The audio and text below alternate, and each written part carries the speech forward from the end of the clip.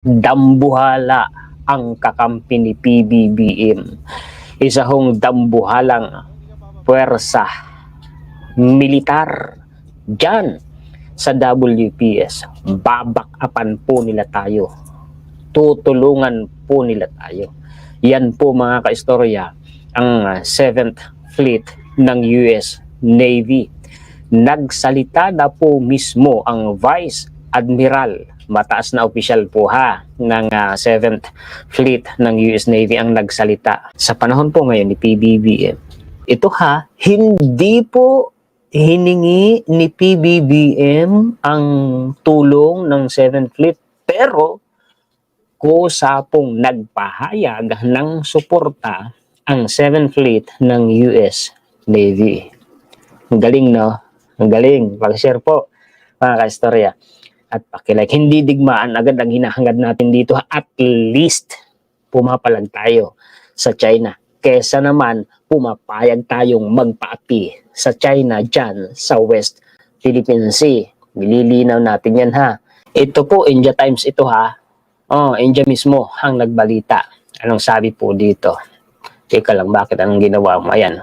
Pasensya na, hindi ko siguro ma-highlight dito masyado kasi nagluloko po itong mahirap hindi control itong website nila. Basta ang sabi po dito, China aggressive behavior in South China Sea must be challenged, US Navy official. US Navy official po ang nagsabi. Ito pong US Navy official na ito ang nagsabi. Unahan ko na kaya ipatikim ko na sa inyo yung pampalasa. Ito hong Vice Admiral ng 7th Fleet ng US Navy ang nagsabi mismo, kayo mga Pilipino, dapat hindi kayo pumayag na lagi kayong tinutulak-tulak lang ni China. Dapat pag tinutulak-tulak kayo ni China, itulak nyo rin sila pabalik. Anong ibig sabihin nun? Kapag tayo binubuli ni China, kapag tayo sinisiga-sigaan nila at inaapak-apakan, tinutulak tayo ng tinutulak ni China. Ibig sabihin sila, pasulong ng pasulong habang tayo tinutulak-tulak. Tayo naman, paurong ng paurong. Ibig sabihin ng paurong tayo ng paurong, paliit ng paliit ang teritoryo natin, paliit ng paliit ang exclusive economic zone natin. Dahil yan nga po yung kinakamkam ni China. Yun ang ibig sabihin po ni Vice Admiral. Huwag kayong pumayag na maagrabyado kayo na kayo ay tinatapak-tapakan lang ni China, na kayo ay binubuli-buli lang, binabraso-braso lang. Dapat i-challenge din ninyo sila. Kapag tinutulak-tulak nila kayo, itulak nyo rin sila. Kasama ninyo kami sa inyong laban sa West Philippine Sea. Tutulungan namin kayo. Yun po ang statement, Opo. Yun ang statement po. Basahin ko sa inyo. Binasa ko na yung title. Medyo daming ads. Hindi ko in-endorse yung mga ads na yun, Talaga pong nakalagay po yan sa website po ni India Times. Manila. China's aggressive behavior in the South China Sea, including the use of water cannon by its Coast Guard against a Philippine vessel, must be challenged in check, the commander of the US Navy 7th Fleet said on Sunday. Kailangan daw mo-challenge yung ginagawa ni China.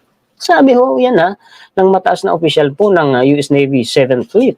Ano yung sabi nun?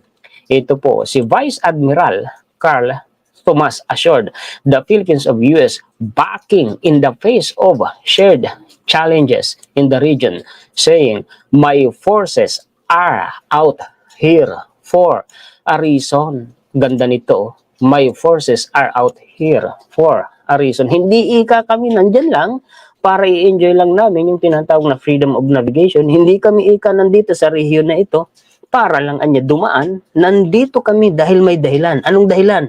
Dahil po sa Pilipinas. Dahil sa atin. Tayo po ay kanila na pong tinutulungan. Ang pinag-uusapan natin dito, ipinaglalaban natin ang ating karapatan, ang ating sovereign rights, ang ating pong exclusive economic zone, ang ating teritoryo. Teritoryo hindi lang basta sovereign rights, hindi lang basta exclusive economic zone. Bakit? Kasi po mga kaistorya, mayroon po tayong espesipikong batas na nagdedeklara na ang Kalayaan Group of Islands or Municipality of Kalayaan ay bahagi ng teritoryo natin. Papakita ko sa inyo mamaya. Batas yun. Na yan po ay ginawa noong 1978. Pirmado po yan ni Pangulong Ferdinand Marcos Sr. At yan po mga kaistorya kinikilala ng UNCLOS. Kaya sinasabi natin, teritoryo natin. Natatandaan nyo yung sa isa natin live stream, sabi ng isang eksperto, kapag anya na-control ng China ang Ayungin Shoal, alin yung Ayungin Shoal? Yun po yung Second Tomas Shoal. Anong ibig sabihin ng Second Tomas Shoal? Nandyan po kasi nakaposte yung BRP Sierra Madre po natin. Nandyan nga po din hinarang winaterkano ng Chinese Coast Guard ang resupply vessel po ng Philippine Coast Guard. Kapag na-control ika ng China yan, yung Ayungin Shoal, ang susunod ika nila, nakakamkamin, kukontrolin ang posibilidad, kukunin nila ang Pag-asa Island. Pag-asa Island, bahagi po ng Kalayaan Municipality. May munisipalidad po doon. May mga Pilipino pong nakatira doon. Anong gusto nitong mga pro-China? Kapag ka nakuha yan ng China, yung Pag-asa Island, iiwanan sila ng teritoryo natin. Parang gusto nila, isubo nila sa bibig ng China ang kapwa Pilipino natin. Aba, hindi naman tama yun. Ayan o. My forces are out here for a reason. Ha? Anong sabi? Vice Admiral Carl Thomas assured the Philippines of US backing in the face of shared challenges in the region. Huwag tayong pumayag. Gaya ng sinabi po ng Amerika, huwag tayong pumayag. Kayo ay sinisiko-siko, tinutulak-tulak lang. Ito na. The largest of the US Navy forward deploy fleets. Yan po yung pinakamalaki. Yan po ang pinakamalaking Navy fleet kung hindi ako nagkakamali. Pinakamalaking Navy fleet po ng Amerika sa Pasipiko. Yan po yung US Navy 7th Fleet. Ano ho? The 7th Fleet headquartered in Japan operate as many as 70 ships. Dami nun na. Has around 150 aircraft and more than 27,000 sailors. Dami nun, 27,000 sailors.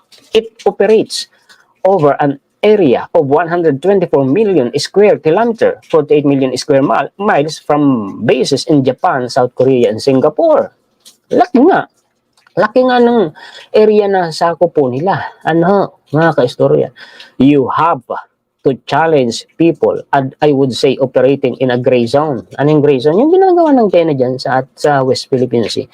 When they're taking a little bit more and more in pushing you, you've got to push back. You have to sail and operate. Yan nga yung pinaliwanag ko sa inyo kanina. Thomas told Reuters. Kapag tinutulak-tulak kayo, binabraso-braso kayo, sinisiga-sigaan kayo ni China. Hindi naman pwedeng uupo ka lang, tutunganga ka lang, hahayaan mo lang. Hihingi ka lang na ang China magdispensa sa atin. Hindi. Dati kasi ganun eh. Ganun. Pinatras pa nga po ang atin pong pwersa dyan sa West Philippine Sea. Pinatras talaga as in ha. Sa panahon ni Noynoy, kung di ako nagkakamali na balita, pinatras.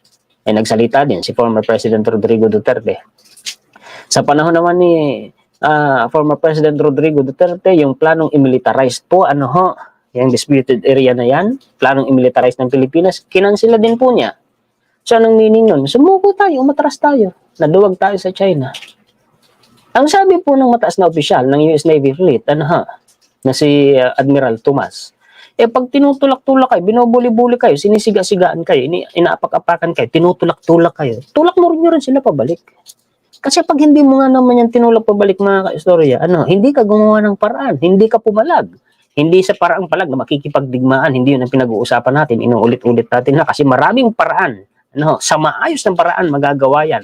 Yung papalag ka na hindi po mag-i-ignite ng digmaan. Kasi si China takot din yan sa digmaan, maniwala kayo dyan. Nambubuli lang yan eh. Ginagamit lang nila yung taktika sa pakikipagdigma. Yung biniskas ko dati na pagka ikaw yung art of war na kapag ka ikaw ay mahina, magkunwari kang malakas, mahina ngayon si China, bagsak ekonomiya nila Bagsak sila. Kaya kunwari, malakas sila.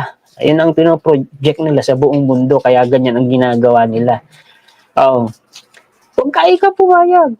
Kasi pag pumayag tayo, ang meaning nun, uulitin ko mga kaistorya, ang meaning po nun, umaatras tayo ng umaatras, lumiliit ang teritoryo natin, napapasakamay po ng China.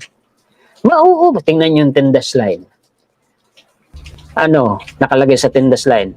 Yung Mischief Reef o yung Reed Bank na sagana sa Natural Oil and Gas Deposit, nakapaloob na sa Tindas Line nila. Yung Kalayaan Island Groups, yung Pag-asa, Municipality of Kalayaan, nakapaloob na sa Tindas Line nila. Yung Scarborough Shoal, nakapaloob na sa Tindas Line nila. Anong gagawin natin? Hindi tayo papalag. Kaya kaganda ng mga ginagawa ni PBBM, hindi talaga pumapayag Nagkikipagsabayan pa po siya sa war of words na hindi siya pumapayag. Sinasabayan niya si China. Talagang kina-counter po niya. Kasi pag nanahimik ka dyan, aakalain ni China, okay lang sa atin yung ginagawa nila. Diba? Hindi naman tama yun. Di ba mga kaistorya? Ituloy po natin. Tomas said he had discussions with Vice Admiral Alberto Carlos. Yung kanya pong katapat dito sa Pilipinas, the head of the Philippine Western Command, overseeing the South China Sea to understand what his challenges are to find opportunities to be able to help him. We certainly shared challenges, so I wanted to better understand how he views the operations that he's responsible for. Anong ibig sabihin noon nung sinabi ni Admiral Tomas? Kakaramay natin sila. And I want to make sure that they understood what I had available, said Tomas, who was in Manila for a port call. Pumunta pala sila dito, nag-port call pala sila, dumaong pala sila dito sa Maynila. Dito sa bansa natin. Diyan po sa Manila Bay, malamang. On Saturday, Tomas said he joined a flight from Manila to go out and check out the South China Sea. The Philippines won an international arbitration award against China in 2016, so on and so forth. China has built militarized. Totoo rin yan. May militarized na sila po dyan na base militar na nga kung tutuusin May high-tech radar system na nga Ngayon, eto, kung gaano kalaki itong 7th Fleet na ito ng US Navy. Anong sabi dito? Commander, US 7th Fleet. Ito po ay official website po ng gobyerno ng Amerika. Ayan, linaw naman po ninyong nakikita. The United States 7th Fleet. 7th Fleet is the largest of the US Navy's forward deployed fleets. At any given time, there are 50 to 70 ships and submarines, 150 aircraft, and more than 27,000 sailors and marines in 7th Fleet, commanded by a 3-star Navy flag officer, Vice Admiral Carl Tomas, since July 8, 2021, where we operate. 7th Fleet's area of operations span more than 124 million square kilometers, stretching from the international dateline to the India-Pakistan border and from the Kutil Islands in the north to the Antarctic in the south. 7th Fleet's area of operations encompasses 36 maritime countries and 50% of the world's populations, including the 5 largest foreign militaries: China, Russia, India, North Korea, and the Republic of Korea. 5 U.S. mutual defense treaty allies: the Philippines, Australia, and the Republic of Korea, Japan, and Thailand. Alam niyo mga ka-istorya, kung sakali magkaalanganin, kasama natin ito, Australia, Amerika, South Korea, Japan, at Thailand. Kasi lahat po yan may mutual defense treaty po kay Amerika, gagaya po natin. Alam niyo naman, isang atakihin sa mga allied countries na yan, lahat kasama. Yun po ang nakalagay sa mutual defense treaty. For more than 75 years, 7th Fleet has maintained a continuous forward presence in the Indo-Pacific, providing security and stability to the region. Historically, US 7th Fleet ships, squadrons, operational units, and senior leaders have promoted regional stability and maritime security through more than 1,000 annual theater security cooperations Engagements include major operational events such as bilateral and multilateral exercises, port visits, senior leader exchanges, construction projects, military-to-military training, so on and so forth. Ganyan po kalaki. Ito po mga kaistoryang US Navy 7th Fleet. Na hinangad, ginusto, kumbaga nang-aasar lang noon si former President Rodrigo Duterte. Nang-aasar lang yun. ito, basahin ko sa inyo. CNN yan mga kaistorya Duterte dares US to send 7th Fleet to South China Sea. Noong July 9, 2019 po ito ibinalita. Ayan. Ano bang sitwasyon nito? Anong nito noon? Anong nangyari? Ito, basahin natin. President Rodrigo Duterte dared the United States anew to send its forces to the South China Sea to stop Beijing's action in the global waterway. Ito yung sinabi. Literal si former President Rodrigo Duterte ang may sabi nito. I have a proposal. Kung gusto talaga ng Amerika na paalisin ang China, hindi ko man kaya. manhingi ako ng tulong sa kanya. I want the whole 7th Fleet of the Armed Forces of the United States of America there. He told reporters Monday evening. Ito lang ha. Ito lang ha, mamaya. Basahin ko muna ito. The 7th Fleet is the part of the US Pacific Fleet Station in Japan which cover the Pacific and Indian Oceans. Kaya nga yun yung pinakamalaking forward Navy Fleet po ng Amerika. Ito pa, sinabi pa ni Tatay Diggs, magpasok sila China Sea, magpasok ako. I will ride doon sa Amerikano na mauna doon. He said, I will invite Carpio, Del Rosario, Morales to ride with me. Then sabihin ko sa Amerikano, sige, pasabugin na natin lahat. Kasi itong si Carpio, si Del Rosario at Morales, binabatikos yung kanyang foreign policy na pumiling nga po sa China. Ano ha? Ito lang ha. Gusto mo pasugurin agad doon ang Amerika? Yung 7th Fleet. Isusubo mo sa patibong si 7th Fleet ng Amerika. Ipapahamak mo. Bukod pa out of the mandate na yan ng 380. Wala namang nangyaring pag-atake sa China pasusugurin mo. Ang nakalagay sa Mutual Defense 380, any armed attack, inatake ba ni China gamit ang armas ni China? Ang alinman pong sa puwersa natin dyan sa West Philippine Sea? Wala. Di naman. Bakit mo pasusugurin ang 7th Fleet? O di ba mali? Kaya mabukadura kasi si Tatay Diggs nun na kung susumahin mo naman, may mali yung mga sinasabi niya. Di ba? Ito pa. Unang-unang kikilo sa teritoryo mo, ikaw na presidente. Hindi ang pwersa ng ibang bansa. Ikaw muna. Kumilos ka ba? Hindi, kasi kumilos ka nga, pero yung pagkilos mo, pabor sa China. Di ba may mali sa sinasabi niya, mga kaistorya? Mali. Kinakalaban mo Amerika. Kumampi ka sa China tapos gusto mo yung kinakalaban mo, kampihan ka. Pag kumampi ang Amerika, sige, ginawa ni Amerika, hindi anong mangyayari ngayon? Si Amerika na ngayon ang mali. Si Amerika na ngayon ang nag-initiate, nag-provoke ng kaguluhan. And worst, kung magkaroon ng digmaan, si Amerika na ngayon ang mali. Si Amerika na ngayon ang sisisihin ni China at ng buong mundo.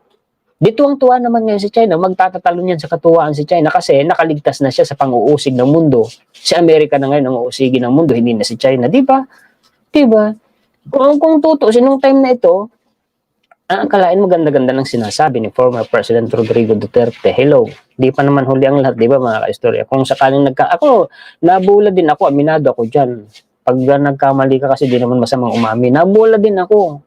Kaya nga sinasabi ko sa inyo, hindi anti-Duterte si Juan Estridor kasi yung magtatay na Duterte sinuportahan natin Ang totoo, believe ako sa kanya sa mga nagawa niya sa ating bansa kasi malaking bagay naman talaga.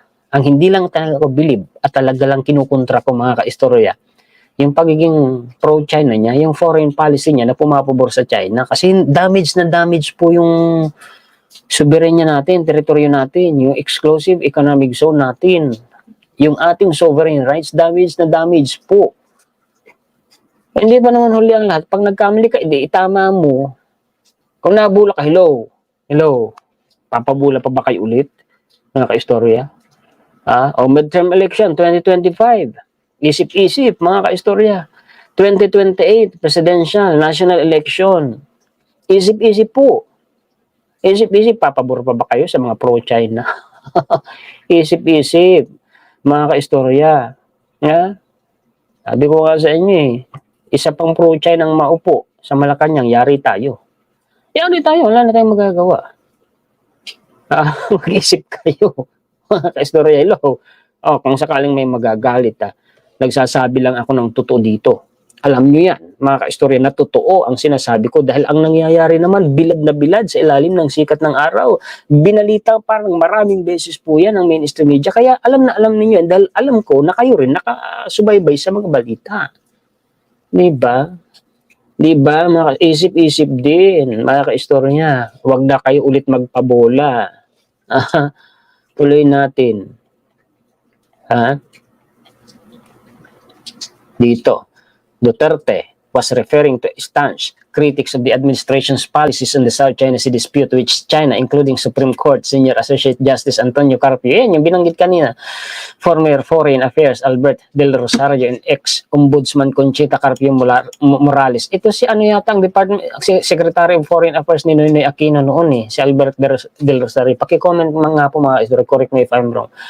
Siya noon yung nung naipanalo ng administration ang arbitral ruling, yung sa West Philippines Sea sa Hage ruling, sila yun. This was not the first time Duterte had dared the United States, which has been conducting freedom of navigation operations routinely in the South China Sea, to challenge what U.S. officials say are China's massive maritime claims and to preserve access to the waterways. Duterte previously called the American forces to join the Philippines in reclaiming the Spratly Islands. Hindi mali. Mali, hindi pwedeng ang Amerika ang unang kikilos. May mali talaga dito eh. Hindi pwedeng Amerika ang kikilos na una. Ikaw muna, gobyerno mo muna. Ikaw yung presidente, armed forces mo muna. Tsaka ayusin mo muna ang foreign policy mo bago mo batikusin si Amerika. Kasi ang foreign policy mo, ikaw ay kumakalas ka. Sa pakikipag-alyansa mo sa Amerika, kumampi ka sa China. Tapos ngayon, gusto mo join forces ng Amerika at Pilipinas. Mali yun. Mali yun. May sablay talaga itong mga sinabi na ito ni Tatay Diggs. May sablay po yan. Last week, in another speech, he dared the US to fire the first shot at the Chinese in Spratly. Ito na. Ito na yung sinasabi ko sa inyo. Alam nyo dito, kahit po ito mga istorya ay pambobola, pabukadora, pabulaklak na salita. Sablay ito. Sablay ito. Paano sablay? One historiador. Gusto mo, ipahamak mo si Amerika. Hindi gagawin ni Amerika na sila yung unang-unang magpapaputok. Ikaw yung leader na kinikilala ng buong mundo, tapos ikaw yung magpo-provoke, ikaw yung magsisimula ng kaguluhan. Anong klaseng leader ka?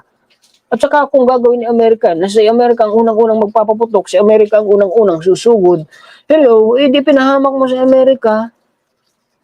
Si Amerika na ngayon ang mali, si Amerika na ngayon ang babatikusin ng buong mundo, ng international community. Ligtas na ngayon, si China, nakapagtago na si China sa mga kasalanan niya kasi ang nakikita na ngayon na may kasalanan, si Amerika. Diba? May mali talaga to eh. Kaya mga kaistorya ha, sa susunod na mga pagkakataon, huwag na kayong pabubula.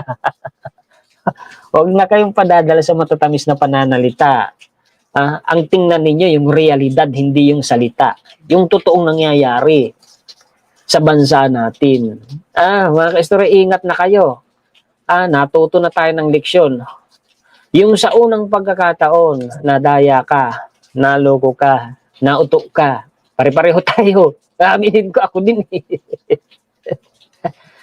Hindi ka masisisi sa unang pagkakataon kasi normal ang tao magkamali. Pero sa ikalawang pagkakataon, magpaluko ka uli, magpautok ka uli, anong ibig sabihin nun? Katangahan na yon. Ginagawa mo ng tanga ang sarili mo. Ganon yun. Yung mga pro-China dyan. At todo pagtatanggol sa China, nilalaglag nila. Bansa natin, kapwa nila Pilipino, ang tataas ng pinag-aralan. Pero tingnan nyo, pinagmumukha nilang tanga ang sarili nila. Bakit? Tingnan nyo, kitang-kita naman ang mga kaistorya ng mga Pilipino ang totoong nangyayari, sinusubukan pa nilang i-twist. Baka kaya nila ginagawa yun, hindi para pagmukhaing tanga ang sarili na, kundi gawin tayong tanga. Papayag ba kayo, gawin tayong tanga? Mga kaistorya. Diba? Diba? An education on constitutionality. Duterte plans to use his next State of the Nation address is scheduled in July 22 to lecture his critics. Ang sabi niya dito, lilecturean daw ang critics ni former President Rodrigo Duterte. Ito yan. He said he will educate those who say that his decision to allow Chinese fishermen in our exclusive economic zone is unconstitutional. Pinagtatanggol pa ni Tatay Diggs kasi diba, natanda nyo, diniscuss ko na rin dati. Pinayagan po ni former President Rodrigo Duterte ang mga mangingisdang Chinese na mangisda po sa loob ng exclusive economic zone po natin. Unconstitutional po yun. Illegal po yun sa konstitusyon natin. Labag po yun sa batas natin. Pero pinagtatanggol ni Tatay Diggs yung desisyon niya. Dito, sa sinasabi niyang ito. Pinagtatanggol niya. Unconstitutional naman talaga.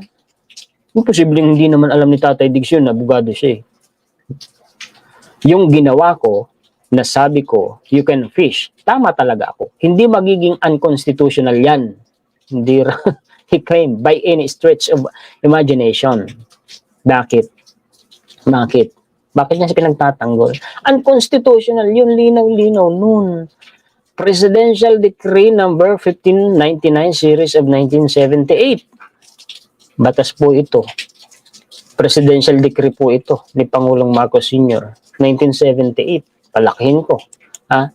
Dito pa lang ha, malalaman mo. Illegal na talaga. Unconstitutional na talaga. Na pinayagan po, binigyan ni former President Rodrigo Duterte ng go signal ang mga mangingisdang Chinese na mangisda po sa atin pong exclusive economic zone. Malacanang, Manila, Presidential Decree number 1599 establishing an exclusive economic zone and for other purposes. Whereas an exclusive economic zone extending to a distance of 200 nautical miles from the baselines from which the territorial sea is measured is vital to the economic survival and development of the Republic of the Philippines. Hindi naman dito sinabi na Republic of the Philippines and China. Wala pong nakalagay dito. Exclusive lang para sa Pilipinas. Whereas such a zone is now a recognized principle of international law. Ito po mga ka-istoryang Presidential Decree number 1599 ni Pangulong Marcos Sr. ay sang-ayon po ito sa international law. Now, therefore, I, Ferdinand E. Marcos, President of the Philippines, by virtue of the powers vested in me by the Constitution, do hereby decree and order. Section 1. Dito ha, malalaman natin na talagang mali yung sinasabi ni Tatay Diggs. Ako masasabi ko, that time nagsisinungaling siya, binubulan niya tayo. Section 1. There is hereby established a zone to be known as the Exclusive Economic Zone of the Philippines. The Exclusive Economic Zone shall extend to a distance of 200 nautical miles beyond and from the baseline from which the territorial sea is measured, provided that where the outer limits of the zone as thus determined overlap of the Exclusive Economic Zone of an adjacent or neighboring state, the common boundaries shall be determined by agreement with the state concerned or in accordance with the pertinent general recognized principles of international law on delimitation, ha? Yung adjacent na tinatawag mga ka-istorya, meron umanong ay madidetermine sa pamamagitan ng agreement ng mga karating na bansa. Si China po hindi nakikipag-agreement at wala tayong agreement sa kanila. Ewan ko sa panahon ni Tatay Diggs kasi pinayagan po niya kung tutuusin, labag sa konstitusyon po natin. Bakit? Ito, Section 2. Without prejudice to the rights of the Republic of the Philippines over it, territorial sea, and continental shelf, it shall have an exclusive economic zone established herein the following sovereignty rights for the purpose of. Ano ba yung sovereignty rights?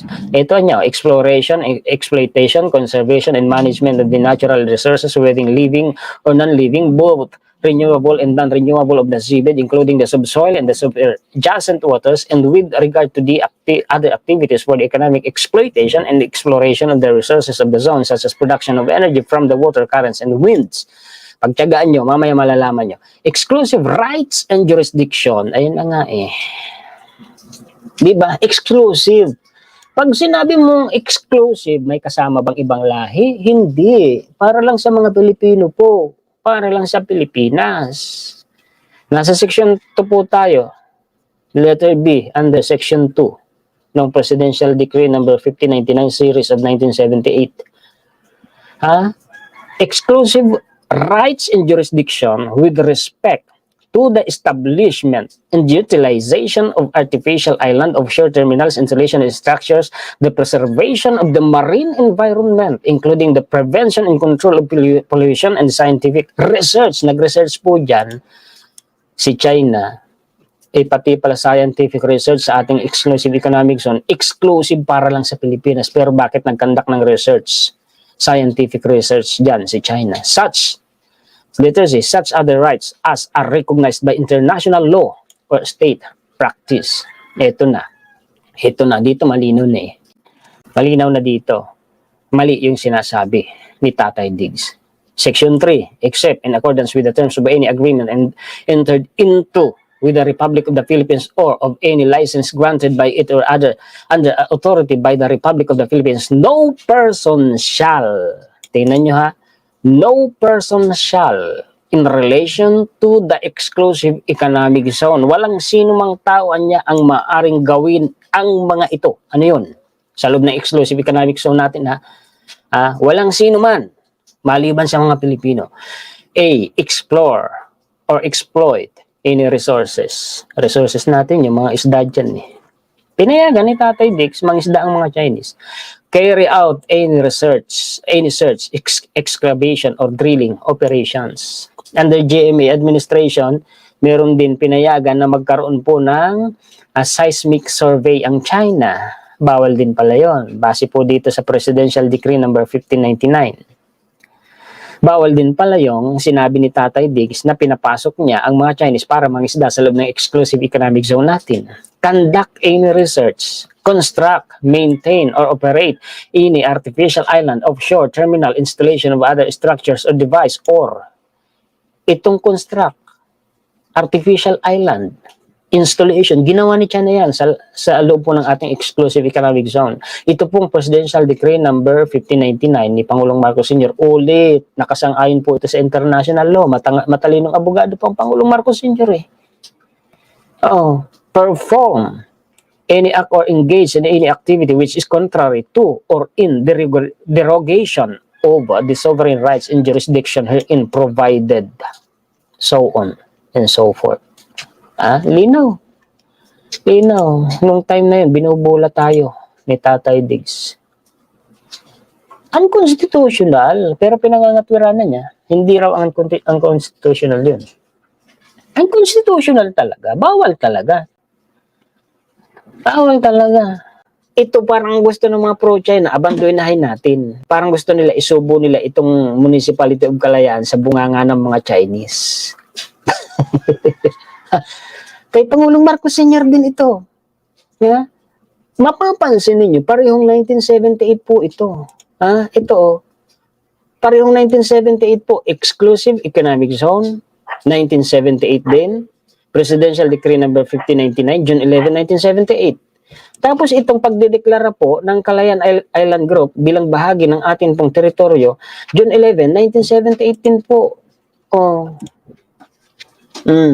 Batas. Batas po. Presidential Decree number 1596 series of 1978. Presidential Decree, ganun din, inulit. Anong sabi dito?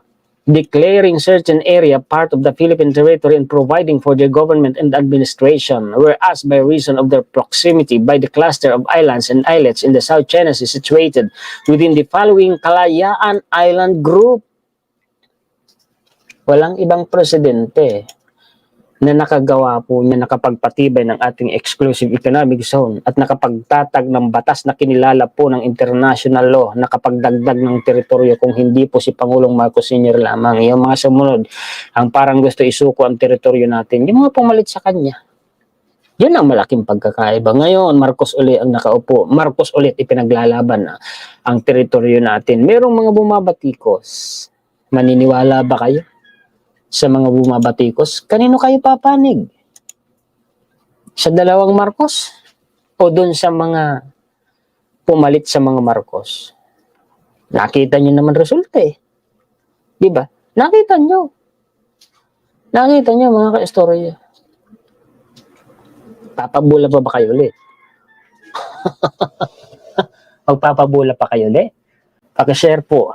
Paki-like. Magtulungan po tayo na ipaabot ang mga totoo at magagandang balita sa ating pong mga kababayan sa buong mundo. Mabuhay kayo, lahing Pilipino. Mabuhay po tayong lahat. Mabuhay kayo, mga kaistorya po natin na sulit.